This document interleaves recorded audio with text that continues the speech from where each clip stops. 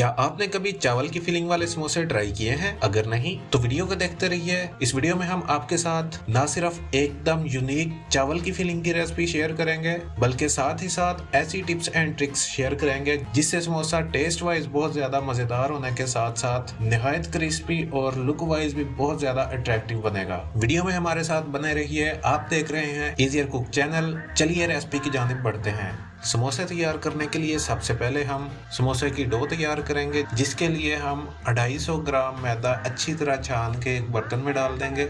अब मैदे में 2 टेबलस्पून ऑयल शामिल कर देंगे और मैदे को फ्राई होने के बाद टेस्टलेस होने से बचाने के लिए 1 टीस्पून अजवाइन शामिल करेंगे और 1/4 टीस्पून नमक भी शामिल कर देंगे। ये तमाम अज्जा शामिल करने के बाद बगैर पानी शामिल किए मैदे को अच्छी तरह मिक्स कर लेना है। ये स्टेप बहुत ज्यादा जरूरी है। अगर आप इस स्टेप को स्किप कर देंगे तो फ्राई होने के बाद समोसे बिल्कुल सॉफ्ट हो जाएंगे और बिल्कुल भी क्रिस्पी नहीं बनेंगे। इसलिए आपने इस स्टेप को बिल्कुल स्किप नहीं करना। मैदे में ऑयल डाल के इसे अच्छी तरह मिक्स कर लेना है। मैदे में ऑयल अच्छी तरह मिक्स हो गया है या नहीं, ये पता लगाने के लिए मैदे को हाथ में दबाएं। अगर मैदा यकजान हो रहा है तो इसका मतलब है ऑयल अच्छी तरह मिक्स हो चुका है और आपके समोसे एकदम क्रिस्पी बनेंगे। इस स्टेज पर आके हम थोड़ा थोड़ा पानी शामिल करते जाएंगे। डो हमने हार्ड रखनी है, इस वजह से पानी को हम ज़रूरत के हिसाब से थोड़ा थोड़ा शामिल करेंगे। अगर डो ज़्यादा सॉफ्ट हो जाएगी तो उसको एक तो बेलने में बहुत ज़्यादा मुश्किल पेश आएगी, दूसरा फ्राई होने के बाद समोसे भी क्रिस्पी नहीं बनेंगे। तो पहले हमने थोड़ा सा पानी शामिल किया था, अब मज़ीद 2 टेबलस्पून पानी शामिल किया है और आहिस्ता आहिस्ता आप देख सकते हैं कि मैदे ने बर्तन को भी बिल्कुल छोड़ दिया है और हाथों से भी उतर चुका है। इसका मतलब है डो एकदम रेडी है। डो को कवर करके 15 से 20 मिनट के लिए रेस्ट पर रख देंगे। जब तक डो रेस्ट कर रही है हम एकदम यूनिक और मज़ेदार चावलों के साथ समोसे की फिलिंग तैयार कर लेते हैं, जिसके लिए आप अभी तक वीडियो देख रहे हैं। राइस फिलिंग तैयार करने के लिए सबसे पहले एक पैन में 2 टेबलस्पून ऑयल को गर्म कर लेंगे। ऑयल गर्म हो जाने के बाद इसमें एक दरमियानी प्याज बारीक चॉप करके 1 मिनट तक फ्राई कर लेंगे। प्याज को 1 मिनट तक फ्राई कर लेने के बाद इसमें 1 टीस्पून अदरक लहसुन का पेस्ट शामिल करेंगे और अदरक लहसुन का कच्चापन खत्म करने के लिए इसे मजीद 1 मिनट तक फ्राई कर लेंगे। तकरीबन 1 मिनट मुकम्मल हो चुका है। अब इसमें हम शामिल करने जा रहे हैं 120 ग्राम या 1 कप के करीब चिकन का कीमा और कीमे को पहले हम वाइट होने तक फ्राई कर लेंगे। चिकन और चावलों के कॉम्बिनेशन से फिलिंग इतनी मज़ेदार तैयार होती है कि आप इसे समोसों में फिल करने से पहले ही खाना चाहेंगे।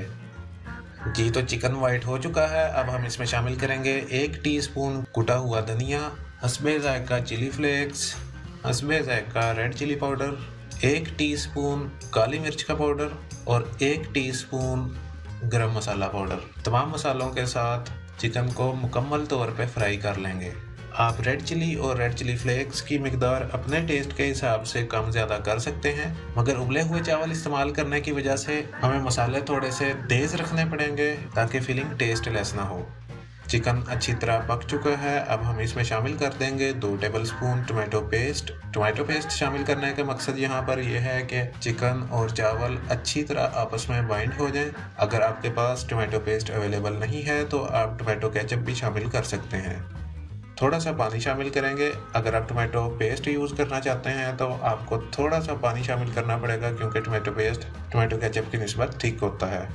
अब सिर्फ इसको अच्छी तरह मिक्स करना है।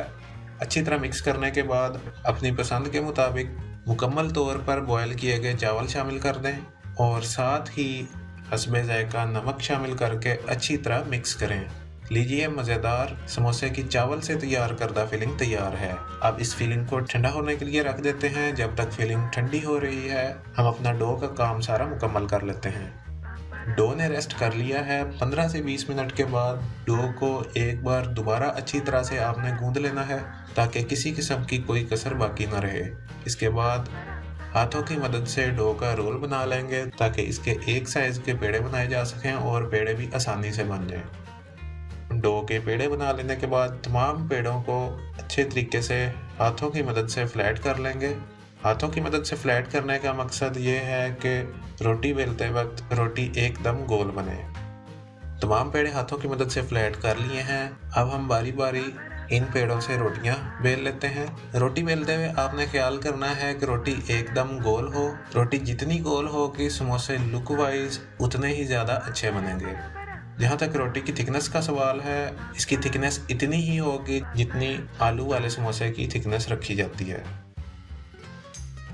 रोटी को बेल लेने के बाद इसे हम बिल्कुल दरमियान से फोल्ड कर देंगे। उससे क्या फ़ायदा होगा, हमें एक रेफरेंस लाइन मिल जाएगी। उसका इस्तेमाल करते हुए रोटी के आधे हिस्से पर हम कट्स लगा लेंगे, जैसा कि आप देख सकते हैं। कट्स लगाने के लिए आप नाइफ या किचन में मौजूद कोई भी चीज़ इस्तेमाल कर सकते हैं। एक साइड पे कट्स लगाने के बाद किनारों पे थोड़ा थोड़ा पानी अप्लाई करेंगे। जिस हिस्से पे कट्स नहीं लगे उसको दूसरे हिस्से पर फोल्ड कर देंगे। आगे का प्रोसीजर बिल्कुल आप इसी तरह फॉलो कीजिए जिस तरह से आपको दिखाया जा रहा है।